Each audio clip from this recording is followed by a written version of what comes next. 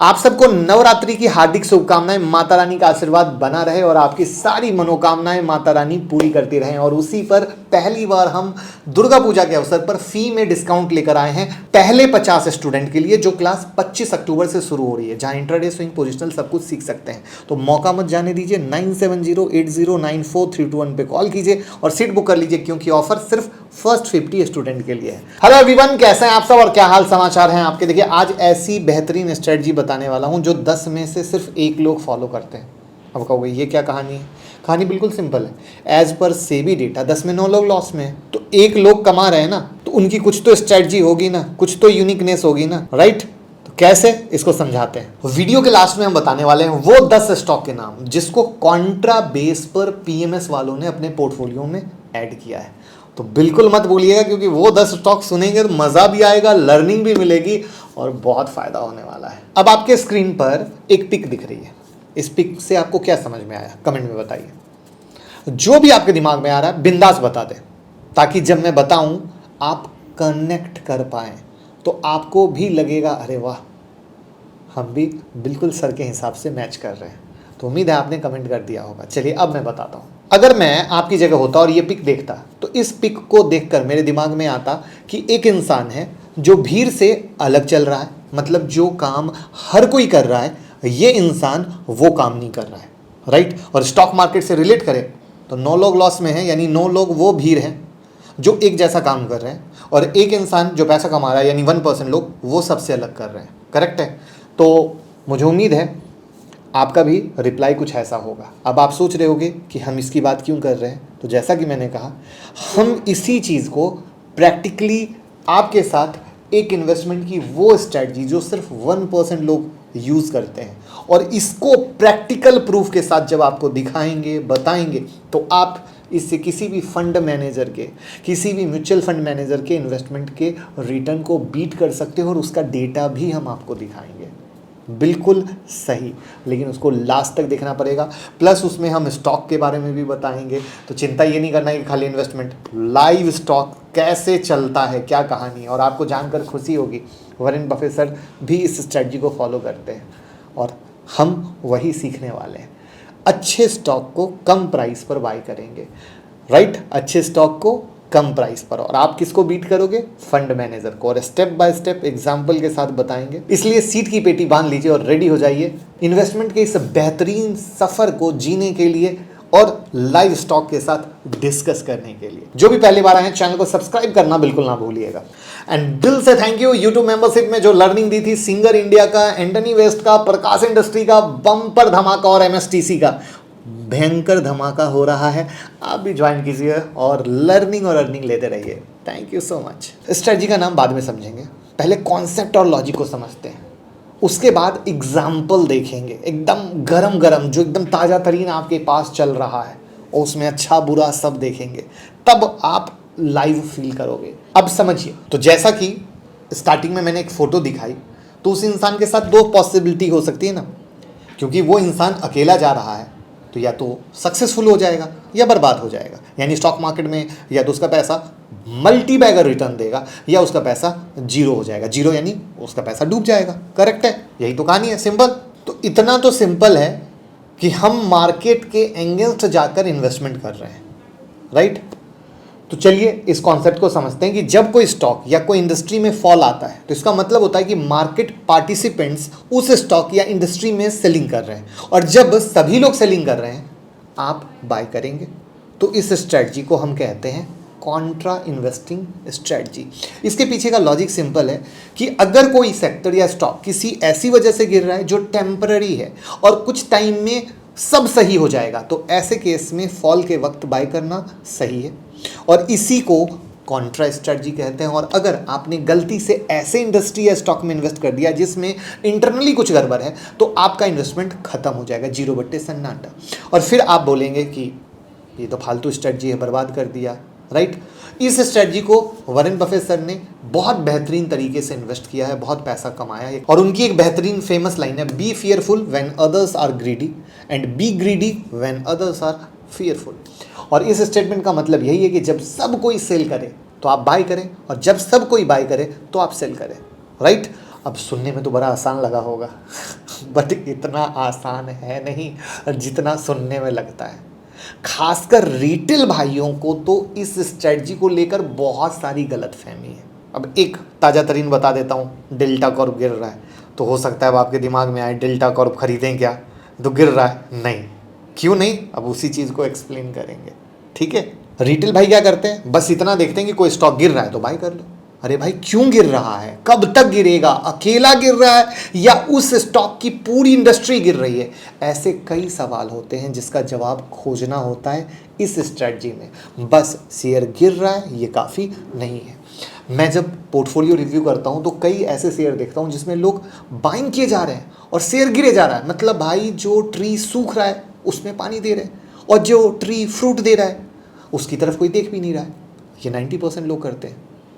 क्या आपने गलती की है, कमेंट में ज़रूर बताइएगा। तो उम्मीद है कि यहाँ तक कॉन्ट्रा वाले में गलती क्या नहीं करनी है इतना तो पॉइंट क्लियर हुआ होगा। अब समझते हैं कि कैसे करते हैं। मतलब सिर्फ शेयर को गिरता देखकर बाय नहीं करना है, उसमें चीज़ें देखनी है, समझनी है, कुछ सवालों के जवाब ढूंढने हैं, राइट। उन सभी सवालों के जवाब को डिटेल में समझने हैं। तो सबसे पहले आपको देखना है वैसे शेयर जिसमें फॉल हो रहा है। एग्जाम्पल लेते हैं, IT सेक्टर फॉल हो रहा है और स्टॉक वाइज देखें तो वेदांता में भी फॉल हो रहा है, डेल्टा कॉर्प में भी फॉल हो रहा है, HDFC बैंक में भी फॉल हो रहा है। चार एग्जाम्पल के साथ बता रहा हूँ तभी आप समझेंगे और गलती नहीं करेंगे। अब फॉलिंग सेक्टर या स्टॉक को खोजने के बाद आपको कुछ सवाल का जवाब खोजना है, जैसे इस सेक्टर या स्टॉक में फॉल क्यों हो रहा है, कब तक हो सकता है, फॉल की वजह टेम्पररी है या परमानेंट है, क्या जिस सेक्टर या स्टॉक में फॉल हो रहा है वो फ्यूचर में काम कर पाएगा, मतलब इसका फ्यूचर में भी इम्पोर्टेंस रहेगा। इन सवालों का जवाब मिलने के बाद आप कॉन्ट्रा इन्वेस्टिंग कर सकते हैं। एग्जाम्पल IT सेक्टर और वेदांता, राइट, फॉल हो रहा है। अब इसमें अपनी क्वेश्चन का आंसर देखें तो क्या हो सकता है। पहला, IT सेक्टर क्यों गिर रहा है भैया, तो मैंने कई बार IT कंपनी के एनालिसिस डिटेल में आप लोगों के साथ वीडियो बनाई है। क्या बताया कि वहाँ जो भी इशू चल रहा है ग्लोबल टेंशन की वजह से है, क्योंकि IT कंपनी का मेजर रेवेन्यू US UK से आता है और US में रिसेशन की बातें एंड ऑल दैट के कारण क्या हो रहा है, शेयर गिर रहा है। US की कंपनियां क्या कर रही हैं, कैपेक्स कम कर रही हैं, इंडियन कंपनी को प्रोजेक्ट कम मिल रहा है। तो इससे क्या पता चला कि भैया ये IT में फॉल का ये रीज़न है। अब नेक्स्ट क्वेश्चन, कब तक गिरेगा, टेम्पररी है या परमानेंट है। इसका जवाब सिंपल है, ये फॉल तभी तक है जब तक ग्लोबली कुछ सही नहीं है, कुछ गड़बड़ सा है। बट इससे ये क्लियर है सिर्फ और सिर्फ टेम्पररी फॉल है, परमानेंट फॉल नहीं है। ग्लोबली जैसे ही सही है तो IT शेयर रिकवर नहीं करेगा, दौड़ेगा। अब सबसे इम्पॉर्टेंट सवाल, फ्यूचर क्या है, मुझे बताने की ज़रूरत है, आप बता दीजिए IT सेक्टर का फ्यूचर अच्छा है या ख़राब है, बस उसी में।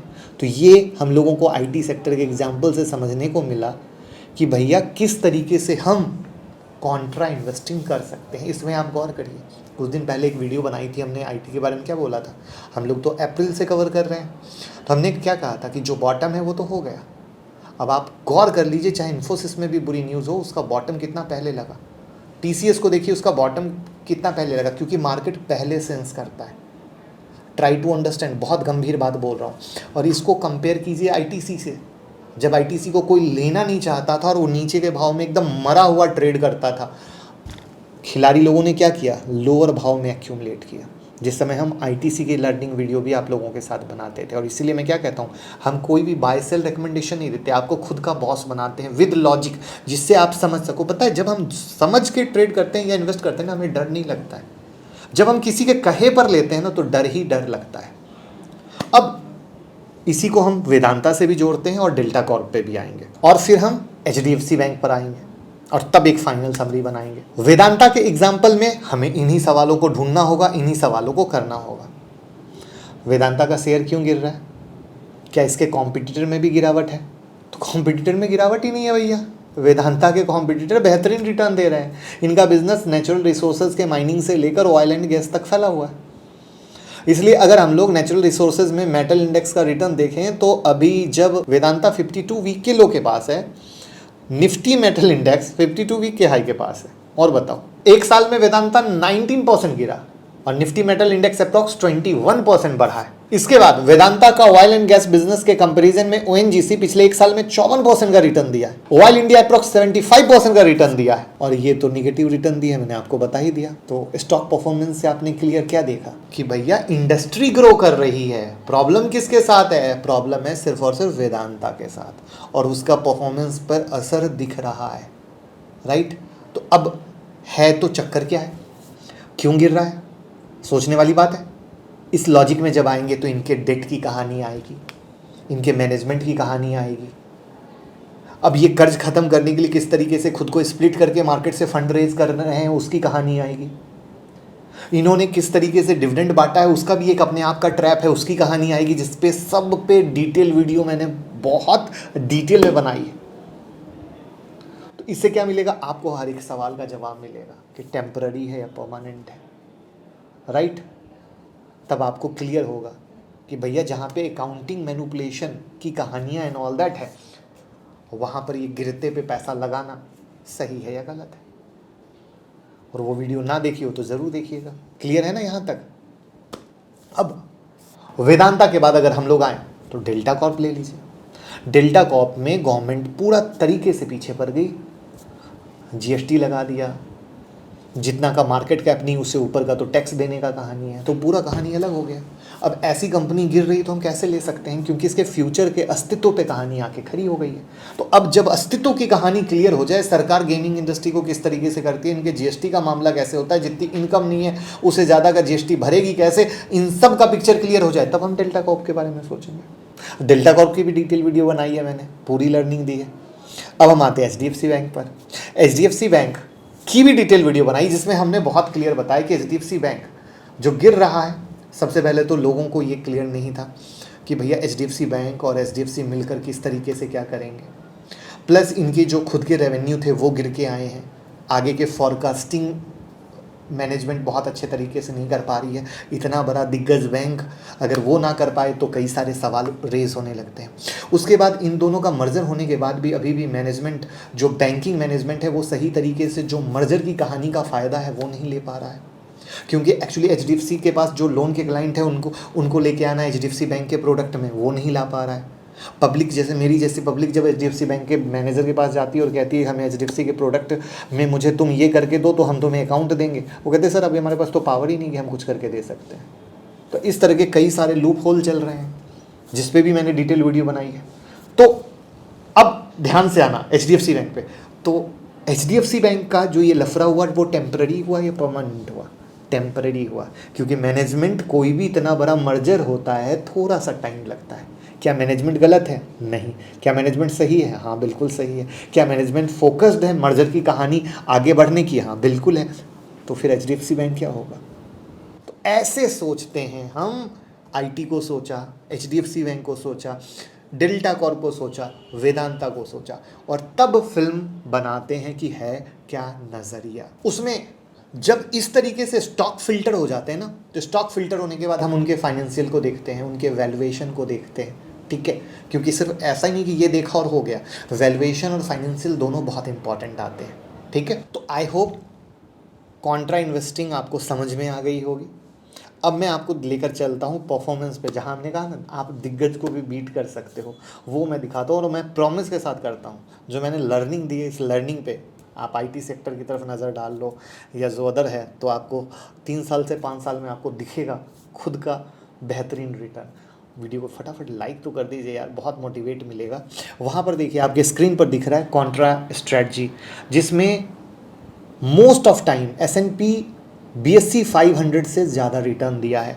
और मैं आपके सामने इसको क्लियर कट दिखा रहा हूँ कॉन्ट्रा स्ट्रेटजी, और ईयर ऑन ईयर देख लो, 2022 का देख लो, 2021 का देख लो, बेहतरीन रिटर्न है। 2020 में फ़र्क सिर्फ इसलिए हुआ कि मार्केट उस समय थोड़ा सा गिरा था, अदरवाइज़ जो मार्केट है वहाँ पर बेहतरीन। तो अब आप कहेंगे ये कर कैसे सकते हैं? तो 2 तरीके से कर सकते हैं। पहला तरीका है डायरेक्ट स्टॉक में कॉन्ट्रा इन्वेस्टिंग कीजिए, इसमें थोड़ा मेहनत लगेगा। और दूसरा तरीका है PMS, मतलब पोर्टफोलियो मैनेजमेंट सर्विस, जिसमें आप वैसे पीएमएस में इन्वेस्ट कर सकते हैं जो सिर्फ कॉन्ट्रा इन्वेस्टिंग करते हैं, और इन दोनों तरीके से आप कॉन्ट्रा इन्वेस्टिंग कर सकते हैं। मगर रुकिए, यहाँ एक इशू है। पीएमएस में इन्वेस्ट करने के लिए आपको काफ़ी ज़्यादा फंड की ज़रूरत होती है, क्योंकि मिनिमम 50 लाख का इन्वेस्टमेंट होता है पीएमएस में। इसलिए रिटेल इन्वेस्टर के लिए पीएमएस में इन्वेस्ट करना मुश्किल है। मगर टेंशन की बात नहीं है, क्योंकि आपके भाई के पास उसका भी उपाय है। आपको बताने वाला हूँ आईसीआईसी प्रूडेंशियल पीएमएस का टॉप 10 होल्डिंग, जिसमें आपको पता चलेगा कि अभी कॉन्ट्रा इन्वेस्टिंग में पीएमएस किन कंपनी पर ध्यान दे रही है।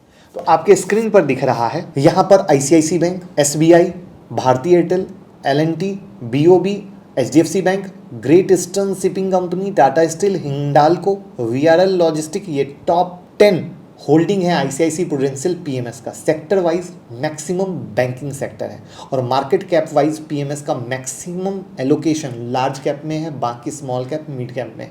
यहाँ से एक इंपॉर्टेंट लर्निंग ये है कि कॉन्ट्रा इन्वेस्टिंग में भी ऐसे स्टॉक को पिक करना सही है जो फंडामेंटली स्ट्रॉन्ग और स्टेबल होते हैं, ये भूलिएगा कभी नहीं। तो ये था कॉन्ट्रा इन्वेस्टिंग स्ट्रेटजी के बारे में कंप्लीट स्टोरी। कैसी लगी कमेंट में बताइएगा, और ऐसी कोई स्ट्रेटजी जो आप सीखना चाहते हो उसका नाम कमेंट में बताइए, तो उस पर मैं डिटेल में वीडियो बना लूँ कि आपने कभी बुक में पढ़ा हो, कहीं देखा हो, आपको समझ में नहीं आया हो, सुना हो, तो बिल्कुल इसी अंदाज में मैंगो पीपल की भाषा में हम आपके लिए वीडियो बनाएंगे और आपको बहुत मज़ा आएगा। लेकिन बस वीडियो को प्यार दीजिए, शेयर कीजिए और मोहब्बत दीजिए। Thank you so much. अब हर एक आईपीओ, चाहे एसएमई का हो या मेन बोर्ड का हो, उसकी हर एक छोटी से छोटी अपडेट आपको हमारी ब्लॉग पर हिंदी और अंग्रेजी दोनों में पढ़ने पर मिलेगी। लिंक डिस्क्रिप्शन में जाइए, लिंक को सेव कर लीजिए, लोगों के साथ भी शेयर कीजिए। बहुत मेहनत से हर एक आईपीओ की सारी अपडेट हम आपके लिए लाते हैं और बहुत कुछ मिलने वाला है।